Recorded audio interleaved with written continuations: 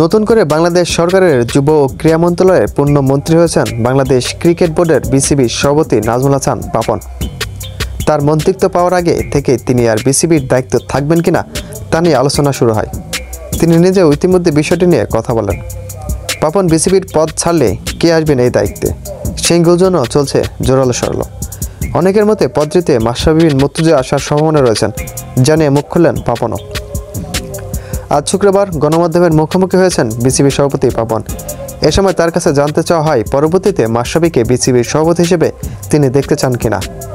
জবাবে পাপন বলেন, এটা বলা মুশকিল। প্রথম কথা হচ্ছে এটা একটা প্রক্রিয়া, এই প্রক্রিয়ায় আগে আসতে হবে। প্রথমে তাকে কাউন্সিলরশিপ নিতে হবে, কাউন্সিলর হওয়ার পরে আসতে হবে নির্বাচিত হয়ে। যারা নির্বাচিত হয়ে আসবে তারা ঠিক করবে কে সভাপতি হবে।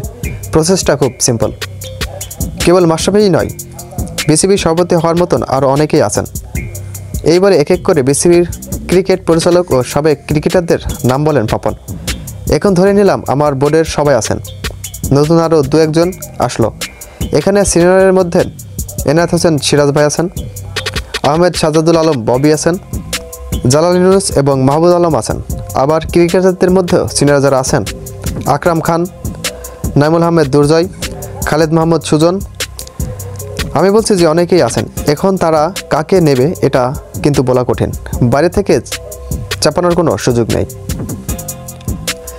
বিসিবিতে নতুন করে দায়িত্ব নিয়েই যিনি আসুক তিনি বাইরের কেউ হবে না বলে জানিয়েছেন নবমনোনীত এই ক্রীড়ামন্ত্রী আরও বলেন, আমার মনে হয় এটা হতে পারে আইসিসির মেয়াদ শেষ হলে। এখন একটা চিন্তা করে ওদের সাথে কথা বলে বের হওয়া আসার সুযোগ আছে।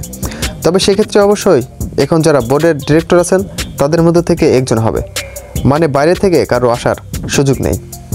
প্রিয় ভিউয়ার্স, কাকে দিতে পারেন বিসিবির সভাপতি তা অবশ্যই কমেন্ট বক্সে জানাবেন এবং ভিডিওটি ভালো লেগে থাকলে অবশ্যই একটি লাইক করে যাবেন।